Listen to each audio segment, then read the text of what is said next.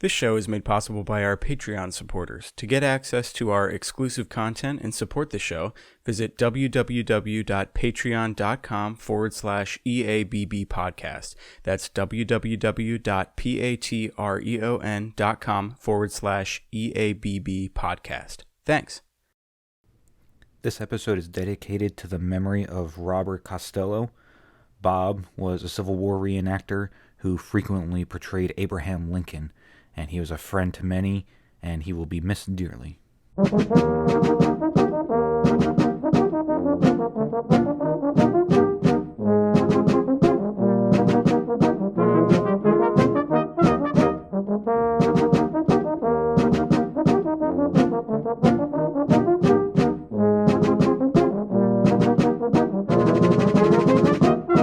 Hello, and welcome to the Early American Brass Band Podcast. I'm Chris Troiano, joined always by Stephen Canastrisi.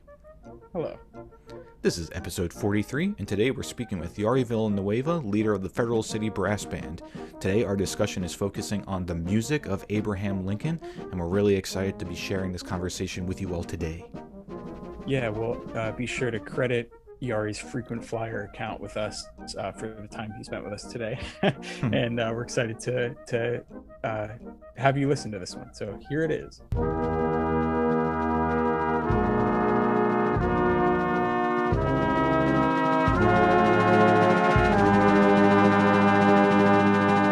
Alrighty, thank you so much, Jari Villanueva, for coming back on the Early American Brass Band Podcast. This is now your fourth appearance on the show, so I guess you don't hate us. So that's a great sign for us. Thank you so much for taking the time and coming on again. Well, thank you so much for having me. We very appreciative of what you guys are doing. I've been watching all the videos you've been posting. The videos of the bands playing in movies has been entertaining. Watching how, the different types of bands that are playing, the bands that are using original arrangements, some that are using the Hollywood versions of that stuff. It's been wonderful to see how bands are portrayed in Hollywood. Yeah, definitely. Before we start, I just want to make mention that we mourn the loss of a very good musician and scholar, Bill Hall, who was the leader of the 1st Nebraska Volunteers Band. Bill was really trying to get his band set up. In fact, the band is still going, which is wonderful. And doing some Civil War music in Nebraska. Usually you find bands like on the East Coast, where the Civil War happened. But to have a band out there was really something. And Bill was, a member of the United States Army Band, Pershing's Own at one time. Great musician, great scholar, and we mourn his passing. Today's topic is the music of President Abraham Lincoln. I have a document here that we sent Jari beforehand that does start in a good place, but Jari, maybe to throw you a curveball, where does Abraham Lincoln for you rank in a list of maybe favorite presidents? Oh my gosh. Well, I have to tell you, there are several people I look up to as heroes in my life. And the two that stand out the most are John Philip Sousa and Abraham Lincoln. Abraham Lincoln, to me, I thought is the greatest president the United States had. He is a man who came from such a humble background, self-educated, worked his way up as a storekeeper, all kind of odd jobs, splitting rails, doing farm work, reading on his own, getting his law degree and becoming a lawyer, and then becoming a statesman in the new area of Illinois,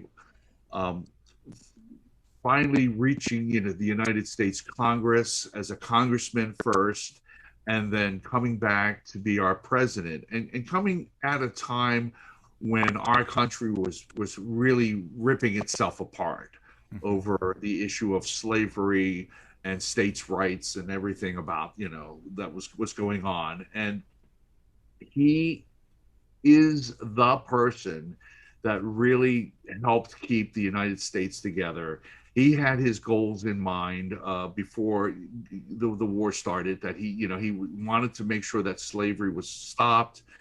He came in with his mission, and he really kept our country together. He emancipated, the slaves. He put a stop to slavery as we know it, and really kept our country together. And of course, unfortunately, with his assassination, he was not able to fulfill everything that he wanted. But when you look at a man who had great ideals, who had the courage, who had just great things about him, he and Washington were the two great presidents. Washington, of course, starting our nation, and Lincoln actually saving our nation. And so there's a lot that I admire about him. Definitely. Yeah, I remember when the movie came out, the Lincoln. I forget how many years ago that was now, but then 12, I believe. Yeah, so a while ago actually. was that 9 years? But I bought the book, The Team of Rivals, that I think a lot of that movie, it was used heavily to research that movie, I think. Yes. And it's a thick book, but I enjoyed reading it a lot, and there's getting a lot deeper into his life and his political maneuverings, which was very interesting. There's a lot of great things about that movie, and that I've noticed. And one of them, of course, the portrayal of Lincoln is probably the best of all the movies ever put out that showed Lincoln. This was probably the best. Yeah, so good. And I love having Daniel Day-Lewis in kind of opposing character roles in Lincoln and then in Gangs of New York, kind of set basically the same year essentially, and and two very different characters, but it's two great movies. I love them. So some of our listeners might be wondering why we're talking about a president and some politics and stuff on the Early American Brass Band podcast, and they might be wondering, what brass instrument did Abraham Lincoln play? That's great. Well, it goes to, about Lincoln and his musicality, and, was Lincoln, a musician? And I guess we can say that Lincoln was probably one of the America's most unmusical that ever was. We know that Thomas Jefferson played the violin. John Quincy Adams played the flute. Warren Harding played several brass instruments, including the tuba, and he was a close friend of Henry Fillmore back in his Ohio days. Oh, nice. Nixon and Truman both played piano. President Clinton played the saxophone many times. Yeah. In fact, he loved playing with bands at the White House. So much so that a lot of the bands would bring an extra tenor saxophone. That's awesome. So he would jam with them. But Lincoln didn't play any musical instrument, and he probably couldn't carry a tune. It's really funny because I've been in the research that I was doing recently.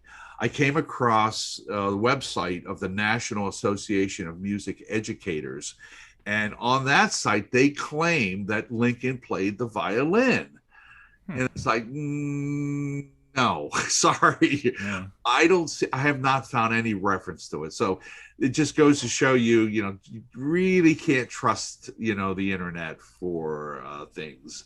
It sounds like some Wikipedia research was done on that, right? and sometimes things go in there that really shouldn't. But although Lincoln couldn't read music, he had certainly a passionate love of it. And there were many times during his time in the White House where he left, to go and attend the opera. He invited entertainers to come to the White House to perform for him. And he listened to concerts, of course, that were performed on the White House lawn by militia bands that poured in by the dozens in early April of 1861. In fact, the New York 7th, one of the biggest and most glamorous regiments in the Army, when they came in, they were one of the first regiments to come marching into Washington. Their militia band, the New York 7th, was one of the first bands, may have been the first military band outside of the Marine band to perform on the White House lawn. Lincoln also, of course, was enamored with the U.S. Marine Band, and they performed twice a week during his time. They did like Wednesday and Saturday or Sunday concerts. And I think for Lincoln, music was an important part of his life in that it was like sort of therapy for him. It was a way of getting away from what was going on, with all the duties that he had as president. Yeah, and friends always would notice that that when he listened to music, his eyes would mist up, and they would, he'd be thrown into these a melancholy state. And of course, we know that Lincoln was a very sad person. I mean, he would have fits of melancholy. What he called, the hypos, in his own words, where he would just go into these just long periods of sadness. But music really helped, during that time. As I said before, he wasn't a musician, and he couldn't read music, and probably never sang. Although as anybody would, when they hear a band or they hear people singing, you always want to sing along. Yeah, definitely. And if he did, we would know that he would probably have had a high tenor voice. A very shrill voice at that, with a strong Kentucky accent. And for those friends who are listening from Kentucky, I apologize, but that's how his voice has been described. Now, it's interesting, he had that high voice, but yet when Hollywood portrays Lincoln, it's usually in a baritone or bass voice, the voices of Gregory Peck, Henry Fonda, Raymond Massey. And we mentioned before, we talked a little bit about the new Spielberg movie, some years, Daniel Day-Lewis.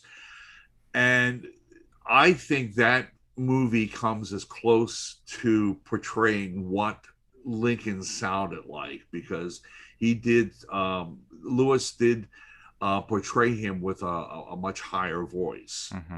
Usually probably that desire to, like, the deeper voice is like more grounded, firm, like masculinity probably, right? And they kind of think of that grand stature, and his height, obviously probably contributed to that assumption that it was this boastful kind of big voice, right? That is true. We tend to think in our culture that the manly voice is more of a baritone or bass sounding, but yet some of the most prolific presidents were tenors. Not only Lincoln, but Franklin Delano Roosevelt had a very high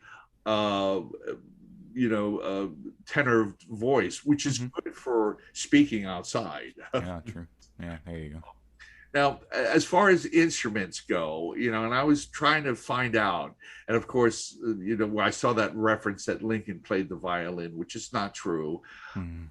There is a scholar, Weldon Petts, I think is his name, who writes that Lincoln probably played the Jew's harp at some point in time, and claims in his book that Lincoln had played the Jew's harp at the debates with Stephen Douglas during that 1958 And I can imagine, I can see it now while, Douglas is speaking and Lincoln's off to the side, bling, bling, bling, bling.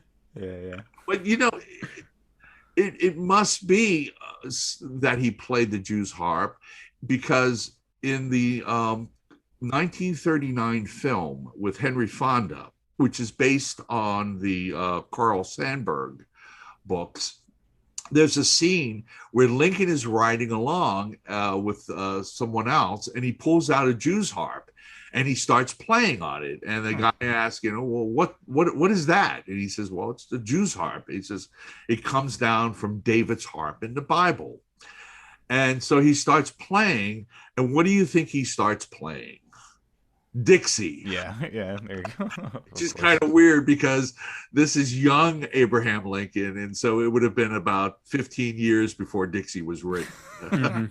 So a little artistic license there. There you go. Maybe he wrote it. Maybe that's the unknown origin of the lost origin of Dixie. Wrote it on horseback. Yeah, exactly. Probably, Lincoln also probably would have played harmonica. I mean, who did? And that's such a, just blow into it, you can make a sound. Yeah. Maybe he played the euphonium, because isn't the joke that euphonium's so easy to play, you hold it up in a breeze and it'll play itself? That's there you go. And saxophone too, right? Yeah. Exactly. Well, but certainly, Lincoln would have been exposed to music from a young age. His mother, Nancy Hanks, surely would have sang all the lyrical ballads to him, and which actually he loved. He always would talk about that, and certainly some of those things would have been like Kathleen Mavourney, the old Rosin the Bow, and Annie Laurie, of course. And he, through life, became attached to a ballad called 20 Years Ago. And Lincoln had a friend who was actually his bodyguard by the name of Ward Hill Layman. And he would always ask Ward Hill to sing, would you please sing that sad little song for me? And 20 years ago. And it always would cause Lincoln to reflect and be in a melancholy mood. But Layman also had a way of cheering up Lincoln too. He would always sing comic songs to Lincoln, which Lincoln loved. And one of those, of course, was the Blue Tail Fly, which was a favorite of Lincoln's. Of course, that's the Jimmy Crack Corn and I Don't Care. Oh, okay. So comic songs like that Lincoln loved. As a matter of fact, it's those type of tunes that sort of get Lincoln into a little bit of hot water. In October of 1862, Lincoln visited the battlefield of Antietam. And he rode horseback through the devastation of the battlefield. He visited the wounded in the tents. Of course, he was there to meet with General McClellan also. There is a story that Lincoln with McClellan was, as they were riding, Lincoln got the urge to, like, hey, Layman, sing a little song. And he said, sing that song about Pickaboone Butler. And McClellan, was a little taken aback by that and said, not now. Yeah. Let me hear it some other time. And then Lincoln had asked him, his friend, to sing that song 20 years ago. Well, that was brought up 2 years later as a way of getting after Lincoln during the election.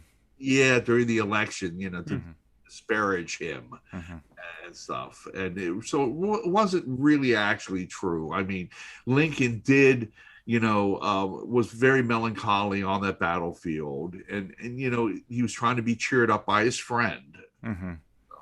Yeah, that would have been the largest devastation he saw up to that point, right, would have been at Antietam. So yeah. And Lincoln, that was the fall of '62. Although Lincoln had visited McClellan the July previous down in Harrison's Landing along the James River after the Battle of the 7 Days Battle, and basically Lincoln had gone down there to review the troops, but also to sort of kick McClellan in the rear as they get moving. Yeah. And so the same thing sort of happened here, because he was disappointed that McClellan didn't follow up and chase Lee back into Virginia. So, but that's a whole nother story with McClellan and Lincoln. Oh yeah, for sure. Yeah. But, Lincoln not only loved those songs, those popular songs, those English ballads that were quite popular at the time. He also, loved the comic songs, but he also liked the classical songs. And for a man who had a very limited learning, he came to love and appreciate Shakespeare and operas. While he was in Washington, he was able to see it's close to 30 operas. The operas, of course, of Rossini, Mozart, Bellini, Donizetti, Weber, the big guys at that time. And it was criticized for that. His political opponents would say, you're spending too much time at the opera while the soldiers were dying on the battlefield. Too much time at the golf course. Yeah, right. Yeah, exactly. Yeah, exactly. And and he would reply back that the truth is, I must have a change or of some sort, or I will die. I have to get this relief. So he loved the operas. He appreciated the music, and he also loved Shakespeare, and not only liked to attend Shakespeare plays, but also loved to read them out loud. A lot of times to willing and sometimes unwilling audiences, especially his staff. But yeah, he loved music, and people always would notice that the music would evoke emotions from him, and they say his eyes, like I said before, would mist up, and it would always be very melancholy when you heard this. Yeah. So being a connoisseur of music and a big supporter of music, and having exposure to bands on the White House lawn and orchestras in opera houses and stuff, and parlor music and a cappella, all the different types of music one could be listening to in the 19th century. Is it ever noted anywhere that he had a preference for any sort of either particular musical ensemble, or did he just take it all in, sort of thing? Well, I would imagine he loved it all, but certainly, in my opinion, I think Lincoln reveled in having the United States Marine Band, the president's own. In fact, it was during his time that Lincoln actually established the act to recognize the Marine Band by law. They, of course, they had been formed under President John Adams, but to have it officially recognized, was a big step in its organization. And the band played there, like I said, twice a week, and they played also all types of parties and receptions, and they played there constantly during Lincoln's tenure, except for the brief or the period of mourning following the death of his son Willie. And he enjoyed what the band did, because the band at that time was a large group. They had started to put woodwinds into the group, in addition to the standard brass bands, and they had not only polkas and waltzes and quick steps, but also music from the opera and the lyric opera, which was popular music to Americans, sort of like what Broadway is to us today. You'd hear a medley of Broadway tunes today. Back then, you'd hear all the standard opera tunes, and this tradition of Italian opera, which Lincoln liked, because, like I said, he went and heard Rossini and Donizetti and Bellini. It really helped that the leader of the band at that time, the Marine Band, was Francis Scala, who had come to the United States in 1842 from Naples, and had first served as a clarinetist on a shipboard, and then jump ship where he left. One of the problems was that he was seasick all the time. He thought that getting into one of the land bands was better. So, but he did become the director, the leader of the Marine Band, and it's during that time that he put a lot of Italian music into it. He also wrote a lot of pieces that was heard at the White House, polkas and waltzes dedicated to Mrs. Lincoln. And he also wrote a march for the inauguration of Abraham Lincoln on March 4th, 1861, called the Union March, which we did record. And it's a very interesting piece of music, and it actually calls for everyone to shout "Hurrah" for the Union.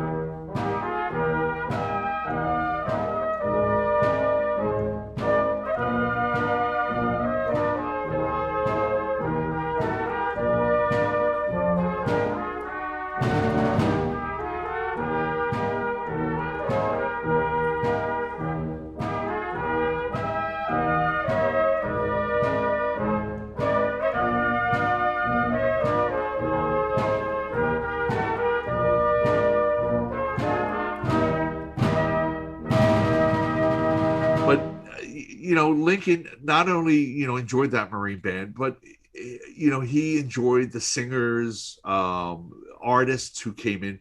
Mrs. Lincoln actually bought a piano for the White House, a Schoenmacher piano that was placed, I believe, in a parlor or sitting room, or may have been put in the east. I think it was probably put in the east room. And they would use that piano, of course, to back up singers. Lincoln had heard like a soprano sing Donizetti's Daughter of the Regiment, and so impressed that he would invite her to come back. There was a guy named Commodore George Washington Nutt, who was 29 inches tall, short little guy, who was a singer. And he was brought to the White House to entertain Lincoln right after Fredericksburg, and he delighted not only the president but the cabinet with Columbia Gem of the Ocean. There was also a Venezuelan piano prodigy. I think she was 9 years old, Teresa Carreno. And she visited the White House in 1863. She was a kind of interesting person who had a little bit of a temper, even though she's 9 years old, a real diva, even for 9 years old. She wrote about how she was impressed with the president and the first lady, how they greeted her informally. But when she performed, she did not care for the piano. And she played a couple pieces and then jumped off and left, saying it was out of tune. There you But from what I understand, in the rest of her career was, while she was a great pianist, she wasn't a very nice person. go. Yeah, yeah. And Wow. of course, there was, last but not least, the Hutchinson Family Singers, Hmm. a great vocal group who entertained in the White House many times. They they had been together for generations, singing about social issues and political causes, and they performed quite a bit for Lincoln. They also wound up performing for at least 7 presidents. Oh well. So There you and there's a lot of sheet music that's attributed to them. go. Hmm. So the Lincoln, when it comes down to it, had a musical White House, different groups coming in to perform. Um, when you look at like President Kennedy, when he came into the White House, I mean, he sought to bring the arts right into the White House. Hmm. Pablo Casals performing, cellos there, Martha Graham doing ballet there. You know, this is something that Lincoln had started. I don't think that any president before him did as much for promoting the arts in the White House as he did. Hmm. And then going back to the Mrs. Lincoln and Scala for a minute, did you ever have the opportunity to see the famous Mrs. Lincoln note to the band leader? Yes. Will the band leader of will the leader of the Marine Band kindly see Mrs. Lincoln this today? Signed A. Lincoln. Hmm. Not only did I get to see it, but I got to hold it. Ooh. We were the band played at the Library of Congress one time, and Lars Schissel was there, and Lars said, "Hey guys, follow me." And he takes us into this room. He says, "I want to show you something," and he opens the box, and there it is. There's the original thing. Yeah, well. And he holds it. You want to hold it? Everybody was really fun. Everybody like stepped back with their hands up. No, no, no, no, no. And he says, no, no, it's okay. We put on white gloves, and so I actually got to hold it in my hand. It is wow. Do we know what came of that conversation? What that was for, or is that lost? Well, basically, Mrs. Lincoln was probably planning a party the next day. So Mrs. Lincoln wanted to make sure that certain musical numbers were played. So she just wanted to talk to him and square away the musical program. Gotcha. That makes sense. But it's so interesting that that he would send that note. Yeah. That's a neat little piece of history that the Marine Band gets to have. Yes. Sure. So you were talking about the role of music in Lincoln's life and within the White House and how important it was for him. Are there any ways that President Lincoln was able to use music or bands or brass bands in ways to, what we could say, maybe fight the Civil War? So maybe not so much in the White House, but more in the hearts of the citizens or in the hearts of the soldiers? Well, yeah, well, of course, Lincoln, as I said before, he's very moved by the music he heard during his life and his presidency, and Lincoln recognized the ability of music to stir people, to stir a conscience, the people's conscience, and to inspire people and to evoke powerful emotions. And he understood the power of messages that could be conveyed through music, and certainly during the time of the White House used that to further his war aims. We have to use the word propaganda, maybe that might be the word to use, but certainly he knew that the music was powerful. Now, a lot of the information, the reading I've gotten is through a great book called Lincoln and Music of the Civil War by Kenneth Bernard, who was, I believe, a history teacher up at Boston University. The book is written in 1966, and I encourage everyone listening to find that book. I'm sure you can find it on Amazon or a bookstore, bookseller, or something. It's a wonderful book about how music affected Lincoln. Now, in that book, Bernard points out that music, singing in schools and musical institutes, they operated everywhere in the country.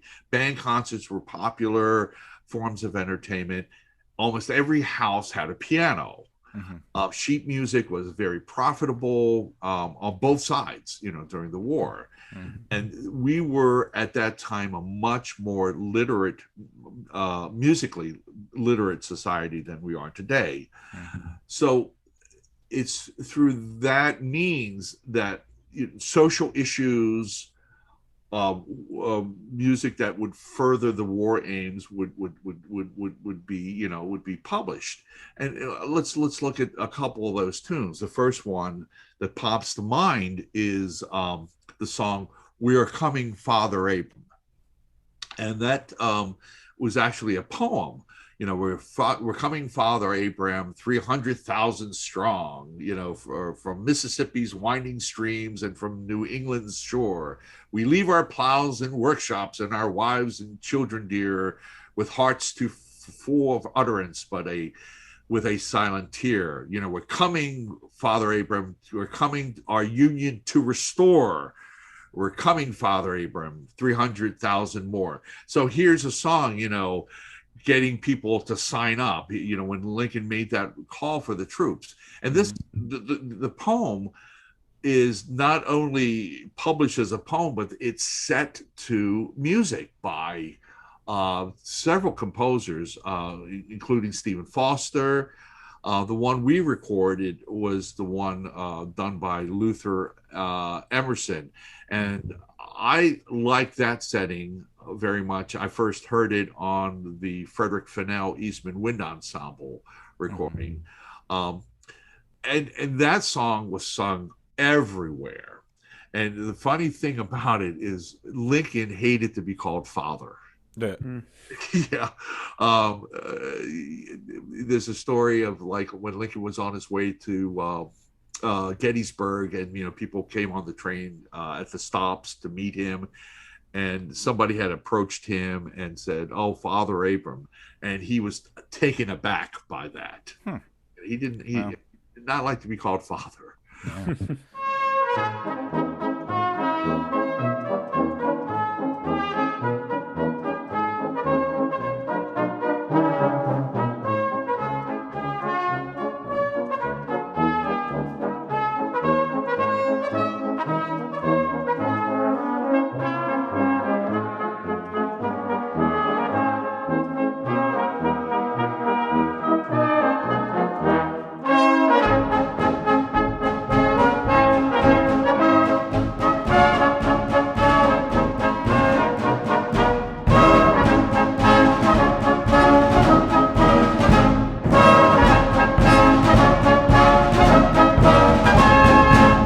Was like that piece and like other pieces like it, were those songs or poems initially became songs that were commissioned by the government, by Lincoln, and to serve as what we could call propaganda, or was it just composers writing political music at the time? I think there's this movement at the time. I don't think the government actually commissioned anything. Actually, the only thing the government actually commissioned was an attempt to make a national hymn. And they put a call out to come up with what would have been our national hymn or national anthem. And they had thousands of submissions for a $500 prize. And basically there was no piece that was chosen. But you had composers like Henry Work, George Root, who started writing. I mean, these guys, they knew where the money was, basically. So you're going to write patriotic songs to get at people, And you had songs like Rally Round the Flag, people singing The Union Forever, hurrah, boys, hurrah. Yeah. Red, White, and Blue, standards like Yankee Doodle and the Star Spangled Banner. Those were all very, very patriotic tunes. And of course, Lincoln, hearing those things, would love it. And I got to tell you that those songs that I mentioned all had Confederate counterparts. They would take those songs and they would write their own lyrics to it, basically, sometimes denigrating Lincoln or denigrating the Union at the time.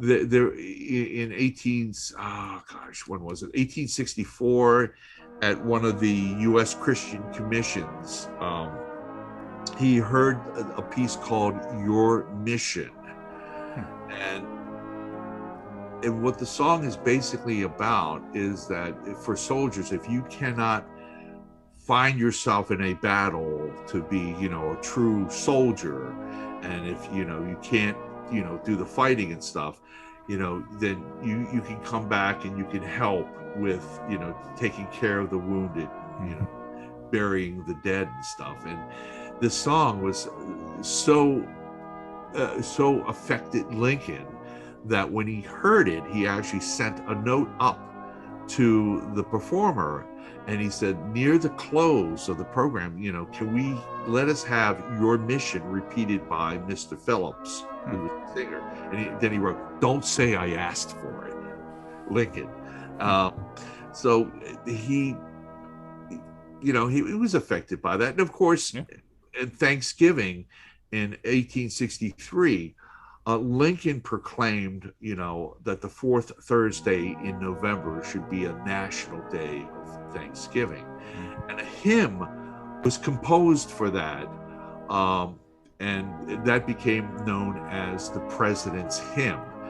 And it was distributed by the U.S. Sanitary Commission and urged to be sung in churches on Thanksgiving morning. And even a setting of it was published in Harper's Weekly. And we blew up that music so I could see it. And then we actually performed that on one of the albums. It's a very powerful piece. And then after we had recorded it, actually, a group in Washington, the Washington Rebels, which is a vocal group, came to me and asked if they could use the recording, and then they recorded the vocals on top of it with a choir, and just absolutely fantastic sounding. So, cool. So there's those pieces of music, but I would think the piece of music that was used mostly and to symbolize the Union, and I guess if you were to say use as propaganda to further Lincoln's war aims, of course, would be the Battle Hymn of the Republic, or as it was known back then as Glory, Glory, Hallelujah. And that particular song, for a lot of people who don't know its history, was actually started as a camp song, written by William Steffi. The tune was called "Oh Brother, Won't You Meet Us on Canaan's Happy Shore." And the tune was camp songs and meeting songs and stuff. And then the words "John Brown's body" was added to that before the Civil War, and became very popular with Union troops. It was a very simplistic, melody. It was very easy. The melody was very easy to sing, and even African American units picked up the melody with their own spin on it. With the words that we're done with hoeing cotton, we're done with hoeing corn. We're colored Yankee soldiers, just as sure as you were born.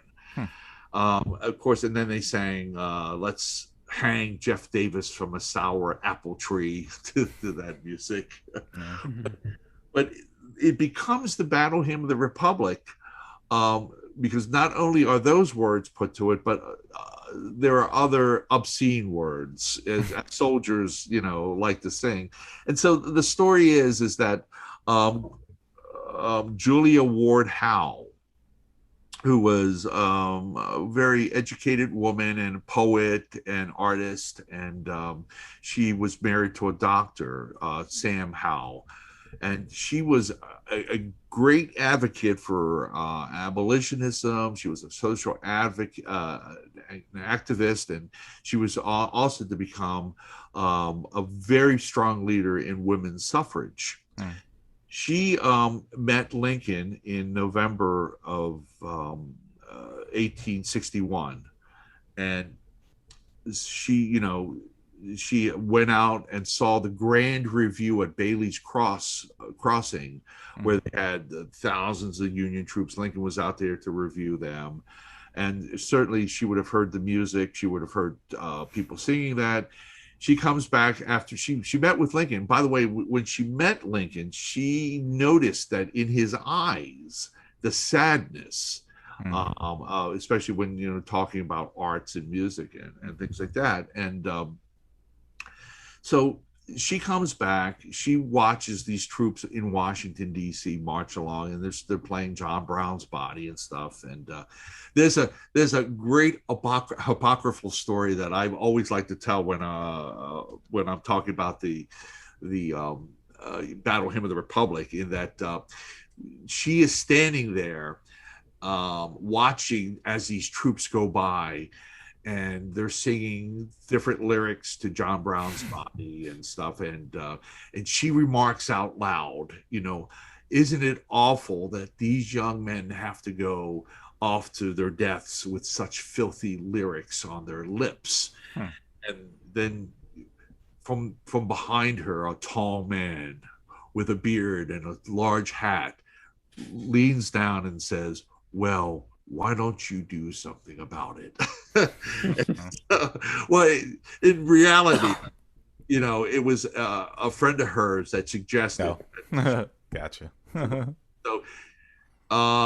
in that November, I forget exactly what date, she's staying at the Willard Hotel. She awakens from a dream, and she writes the lyrics. It just comes to her, and she winds up selling it to Atlantic Magazine for $5. And it really becomes, the anthem for the North. And it really, when we think about Lincoln, it talks really about what his aims were, with the troops, and sounding forth the trumpet that shall never sound retreat. And of course, in the beauty of the lilies, Christ was born across the sea. I've always been surprised that piece was not performed with Gettysburg at the dedication. But, although bands did play John Brown's Body the night before.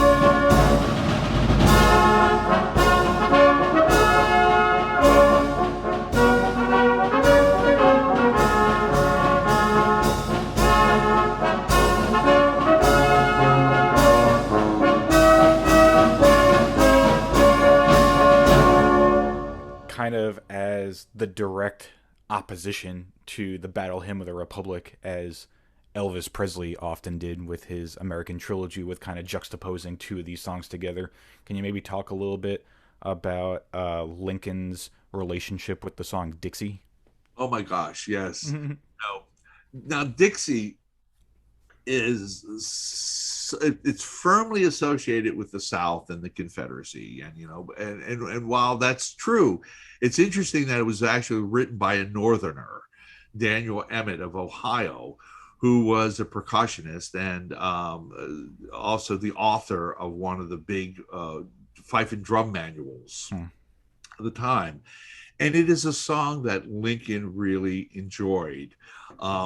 Emmett was part of a minstrel show that was performing in Chicago, and that's where Lincoln first heard the tune. And he liked it. He thought it was just a great tune, and he would slap his knee.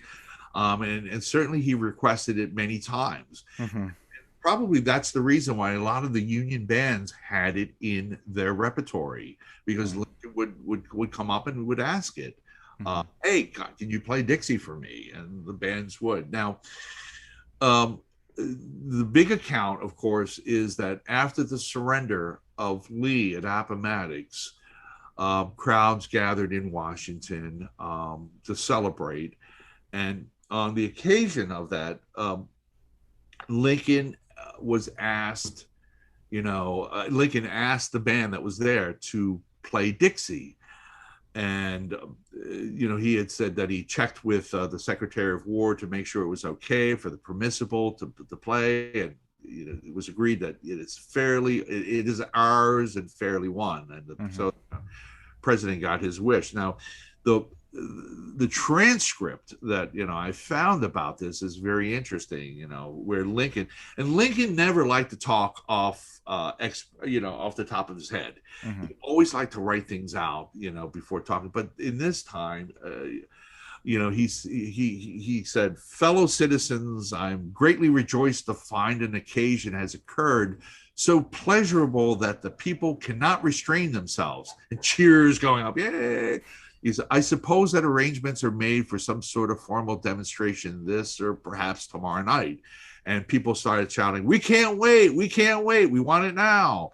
And he goes, "Well, if there should be such a demonstration, I will, of course, will be called upon to respond. And I shall have nothing to say if you dribble it all up, out of me now." And people laugh and stuff. And he went on to say, "I see you have a band of music with you." And people were shouting back, "Yeah, we have 2 or 3. He goes, "I propose closing up this interview by the band performing a particular tune, which I will name. Before this is done, I wish to mention 1 or 2 little circumstances connected with it. I've always thought that Dixie, one of the best tunes I've ever heard. Our adversaries over the way attempted to appropriate it, but I insisted yesterday that we had fairly captured it. So I presented the question." Oh, this is a little different. "I presented the question to the Attorney General," not Stan, as it turns out, "and he gave it as his legal opinion that it is our lawful prize," to which people then applauded, laughter. He says, "I now request the band to favor me with its performance." So the band played Dixie, and following that, they played Yankee Doodle to a lot of cheers. And then the president to end the program called for 3 cheers for General Grant and his command, and then 3 cheers for the gallant Navy. So certainly Dixie was, in the back of his head. I had heard somewhere, and I have not been able to find out, that he had used the tune with different words as a campaign song. But yeah, I had heard that too, but wasn't really able to track anything concrete down related to that. Yeah, there were so many other tunes that were used for his campaign, but yeah, that was one I was not quite able to find. And but certainly we know that he liked the tune. And when you think about it, Lincoln,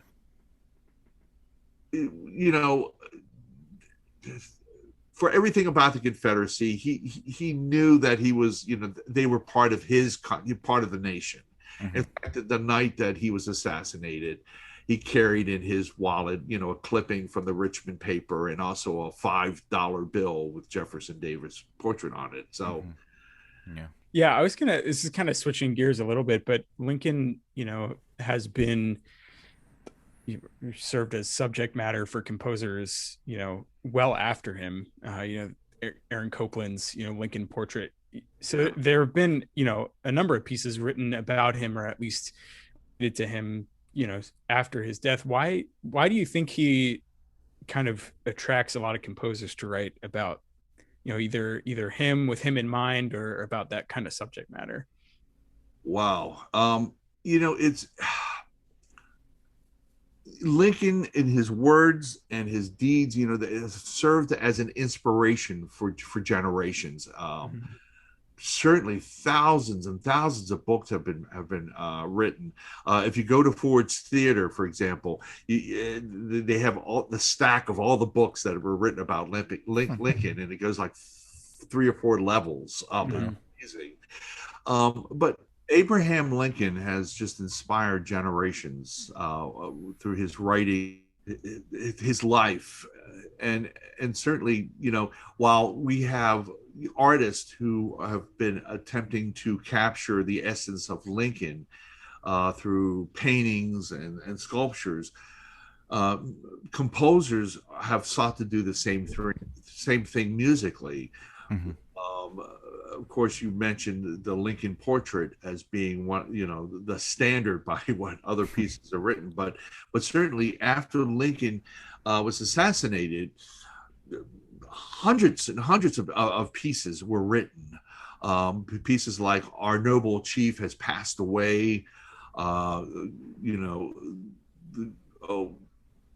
Speak to Me Once More." Marches that were actually performed at the funeral. Lincoln's funeral took 20 days as the train moved from Washington to Springfield. And along the way, there were processions and bands that played funeral marches that were hastily composed in memory of Lincoln. The 2 big ones that I know of, Lincoln's Funeral March by William Wolfe, and then the Funeral March by General John Gross Bernard, which was performed by the U.S. Marine Band during the funeral procession from the White House to the Capitol on April 19th. That piece, there is no parts that are extant in the Marine Band library. They did an arrangement that was performed by the Cleveland Winds under the direction of Laura Schissel. Also, as we got into the latter part of the 19th century, pieces were written to commemorate Lincoln. Musical settings of the Walt Whitman poem, "Oh Captain, My Captain." And then, of course, in 1909, with the centennial of Lincoln's birth, there was another upsurge of music being composed in memory of Lincoln. Marches, there's a great Lincoln Centennial March that we played. E.T. Paul, who wrote all these great big extravaganza pieces, wrote one dedicated to Lincoln. And then in the beginning of the 20th century, after Lincoln's centennial, you had pieces that were written in commemoration of Lincoln. Before the Lincoln portrait, which is 1942, you had people who would do pieces about Lincoln. There's a piece by Earl Robinson called "Abraham Lincoln." Robert Russell Bennett actually also did a piece in 1929 called "Abraham Lincoln, a Likeness in Symphony." Copeland's Lincoln portrait. Then there's been many settings of the Gettysburg Address by several composers. I've also saw somebody had done a Lincoln's second inaugural, had set that to music. That must be a so yeah. Certainly, Lincoln speaks to us in so many ways. Now, what's interesting, that John Philip Sousa did not write a piece commemorating Abraham Lincoln. He wrote, of course, the George Washington Bicentennial March, but did not compose a march for Lincoln on the 100th anniversary of his birth. And I actually asked Lars Schissel about it, and he replied, well, probably no one asked him to do one. There's a Sousa connection with Lincoln, is that Sousa did also, he set this hymn, "Oh, Why Should the Spirit of Mortal Be Proud?" It's a poem by William Knox, and was said to have been Lincoln's favorite hymn. Hmm. He set that to music. So that's, the only Sousa connection outside of the fact that Lincoln passed away in the Abraham Lincoln Hotel in Reading, Pennsylvania. So Yeah. I've always found it interesting that Sousa didn't write anything or more about Abraham Lincoln, because certainly Sousa as a child saw Lincoln a lot. As a 10-year-old, he would have been dragged over to the White House by his father.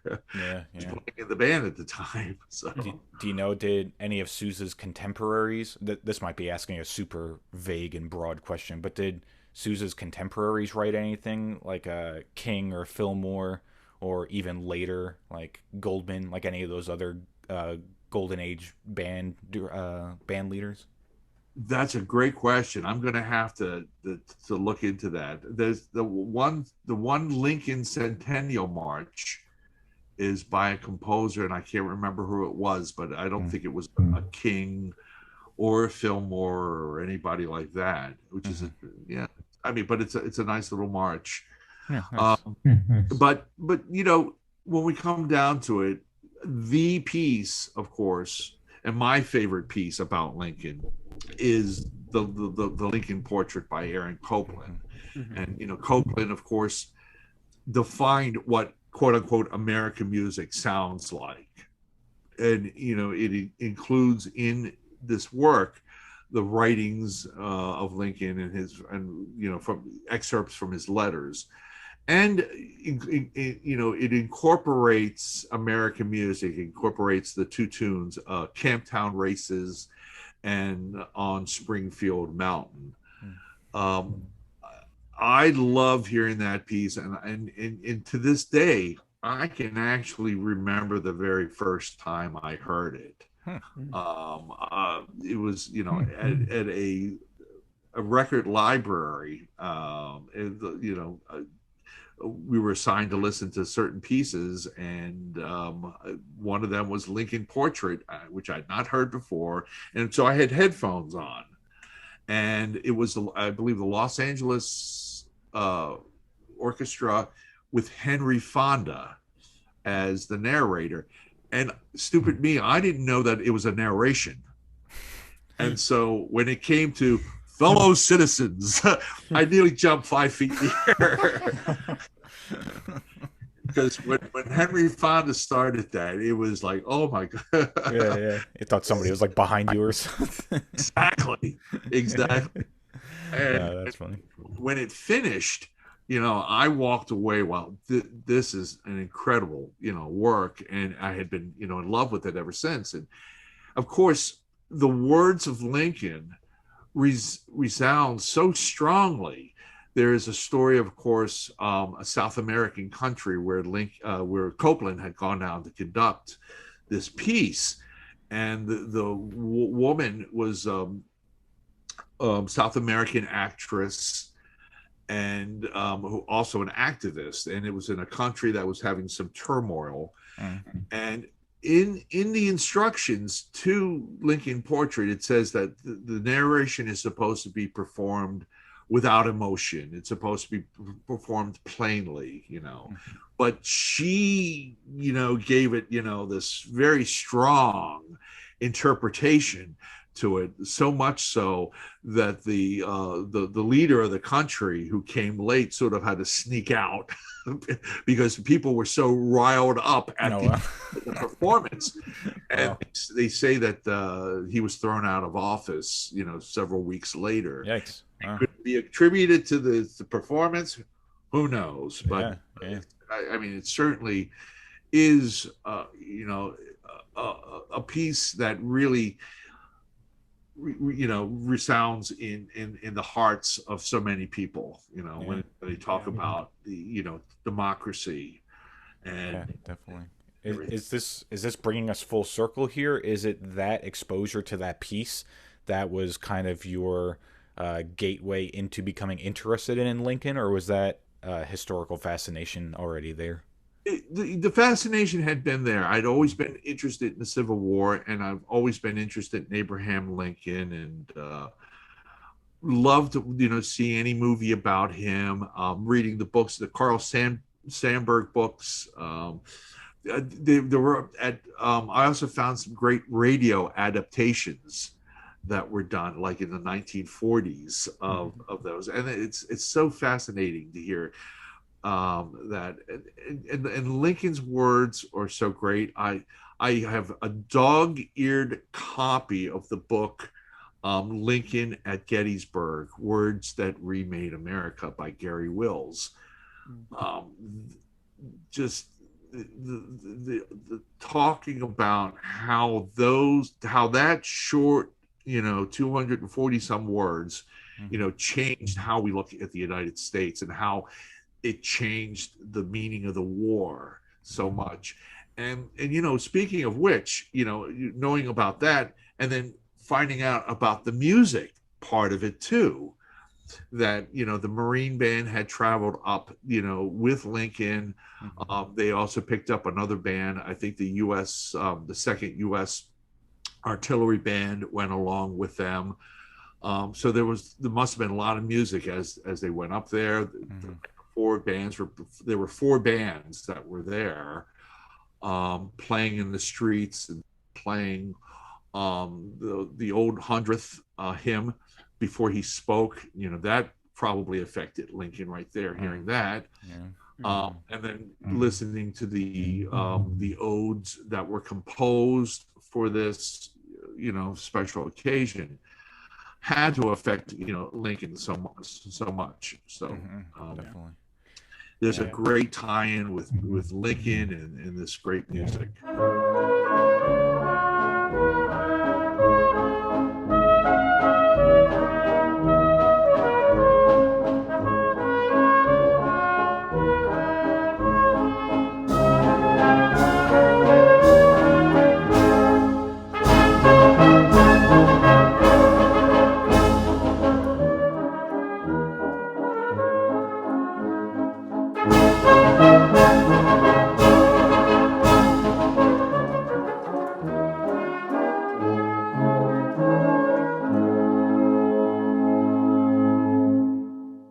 As we were going through our discussion, I was, following along. Also, the Federal City Brass Band has an album titled "Hurrah for the Union: Music of Abraham Lincoln and the Civil War." And while we were talking, I was, kind of going through the track list and seeing that a lot of these pieces were able to be talked about in our discussion. Just kind of worked into it very naturally. Can you maybe talk very briefly about that project and how Hurrah for the Union kind of came to be and why?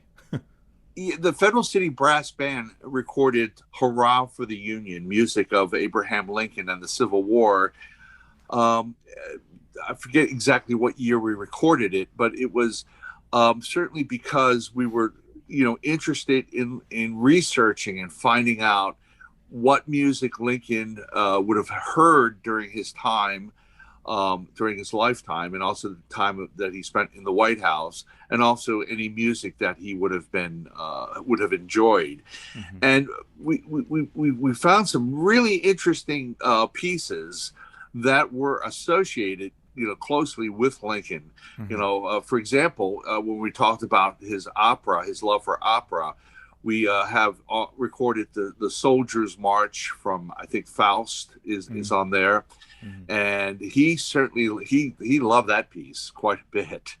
And then there are other pieces that were recorded that probably reflect Lincoln's life. For example, we decided to record the Home Run Gallop because we found out that Lincoln had some sort of relationship or had association with baseball. Probably having played it as a kid, town ball. But it was noted that Lincoln had watched some baseball games played near the White House. Yeah, very nice. It seems like, based on some of the track listings, which we'll have links to and places for people to listen and purchase the album, but it seems like, based on a lot of the selections that are made, this album by the nature of the Federal City Brass Band, is a little brass bandier than Lincoln might have heard some of the music in the time, right? Some of this music seems like, as you said, some operatic music, but then there's some choir music, and I see Honor to Our Soldiers is on there as well.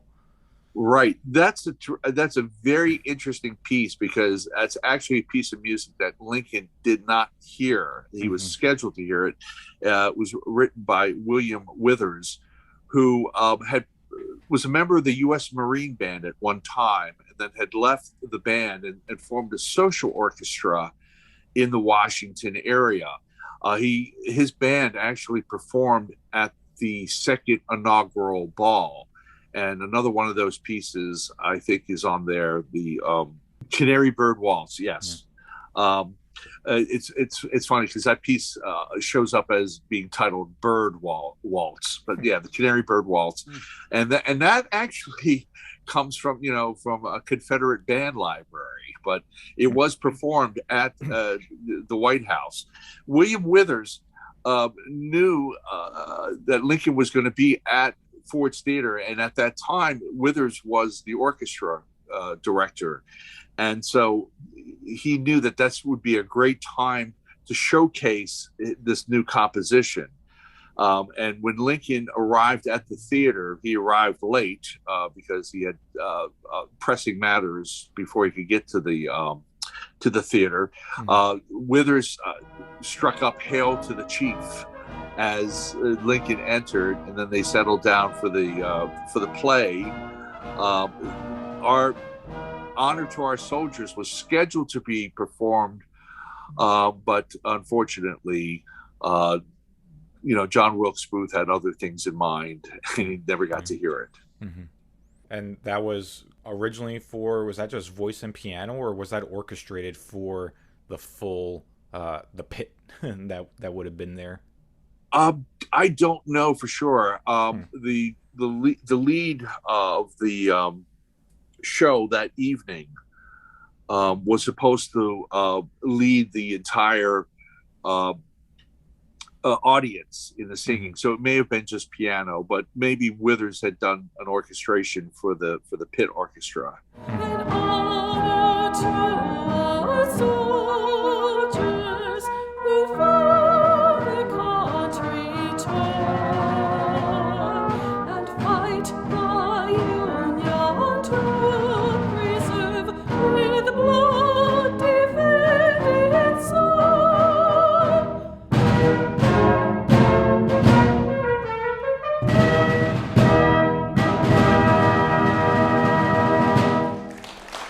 I'm also seeing that on the album, the Lincoln Funeral March is on there as well. So I guess that would have been another piece that Lincoln wouldn't have heard. Right, exactly. And the reason we included that was the one of many, many pieces that were written in the weeks of following Lincoln's assassination.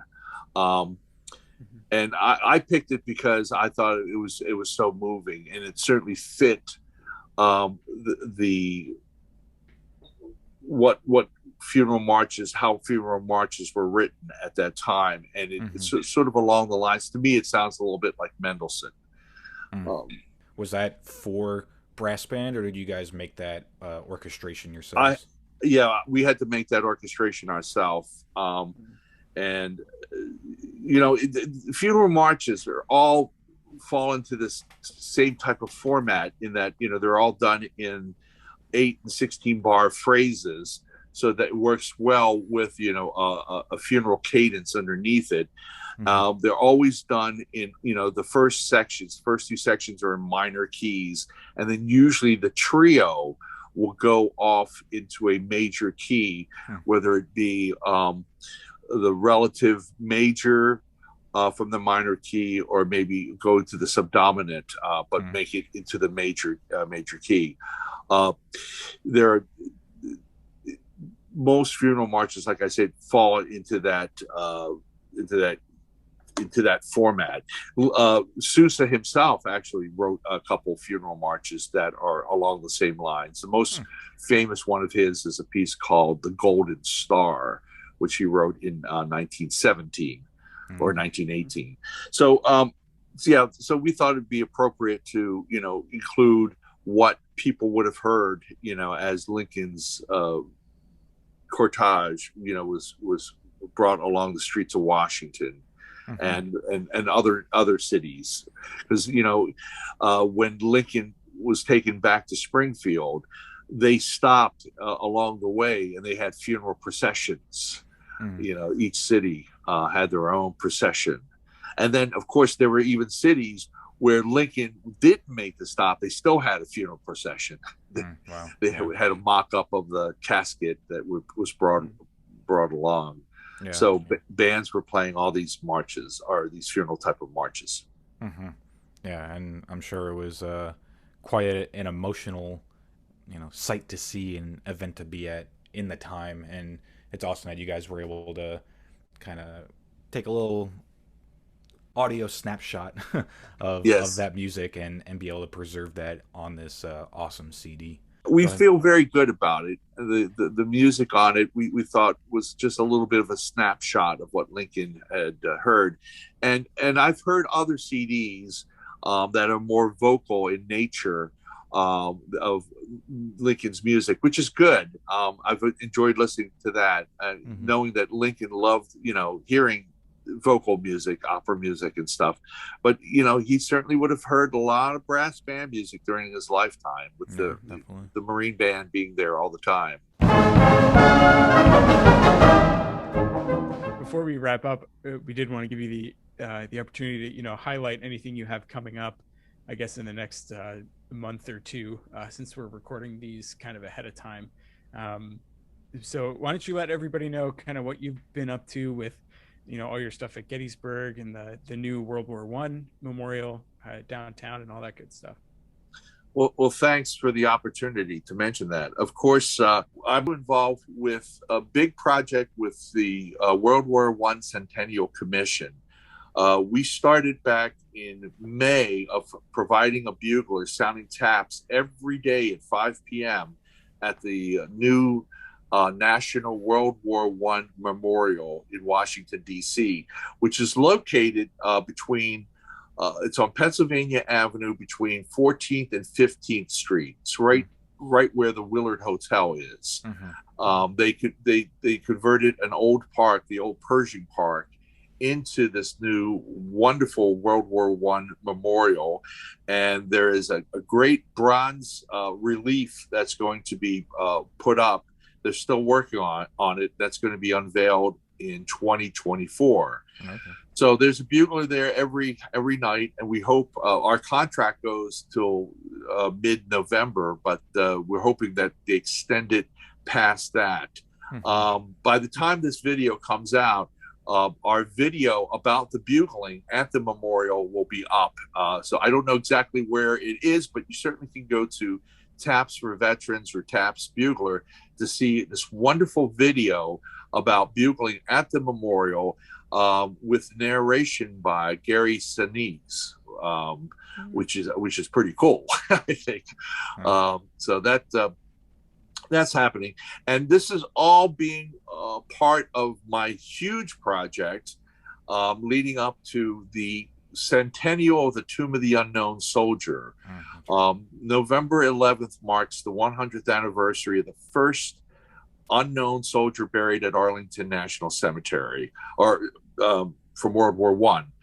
Of course, we had many unknowns there from the Civil War, but this is the first America's unknown soldier from World War I. And the leading up to that, there's going to be a special ceremony on Sunday, November 7th at 10 a.m. at Arlington National Cemetery at the old amphitheater, which is now called the Tanner Amphitheater. And what we'll be doing is commemorating 100 years of taps at the tomb, and honoring the buglers who've sounded taps there for 100 years, and especially commemorating the 3 buglers who sounded for the big ceremonies. In 1921, that was Frank Witchey. In 1958, for the World War II and Korean unknown, that was George Myers. And then in 1984, for the Vietnam unknown, that was Patrick Mastrolio. They have all deceased, and they're all buried at Arlington, near each other, interestingly enough. So as part of this, after we do our ceremony at 10 o'clock, we're going to the grave sites to lay wreaths at their graves. We're also going to stop by Edward Younger's grave. Edward Younger was the soldier who picked the unknown back in 1921. And then on our way to the amphitheater, we're going to stop by General Pershing's grave and lay a wreath at his grave. And then at 1:15, there'll be an official wreath laying ceremony at the Tomb of the Unknown Soldier. And the person presenting the wreaths will be the granddaughter of the first bugler to sound taps for the unknown. And then we'll have a nice reception afterwards. So that's Sunday, November 7th. There's a lot of information that's on tapsbugler.com and also tapsforveterans.org. So if you're interested in that, you can sign up for that event. And you can help support us by buying one of our nice commemorative coins. So you can find all that information there. So that's my big stuff that's coming up right now. And there's going to be some more with bugling, and hopefully with the Federal City Brass, gets up and running again, we can perform some concerts. Yeah. So I thank you for that, a chance to talk about that. Sure. Yeah. Yeah, of course. And very exciting. You're always working on something. Yes. Yeah. Well, I have to. Got to keep busy. Yeah. Yeah. Well, of course, as the videos that you mentioned become available and everything that's currently available once this episode goes up, we'll of course include links in all of our uploads of this episode and on our social media, so we'll help try to get the word out for you there as well. Yeah, we can't thank you enough, Jari. You're incredibly generous with your time today, as always. We can't thank you enough for taking the time to speak with us and share your knowledge. We've met multiple fans of the show who go on and on about how much they enjoy your episodes and hearing, all your experience and information. So yeah, thank you so much. Well, thank you. And I really appreciate that you have provided this platform so that we could talk about this, great era of music.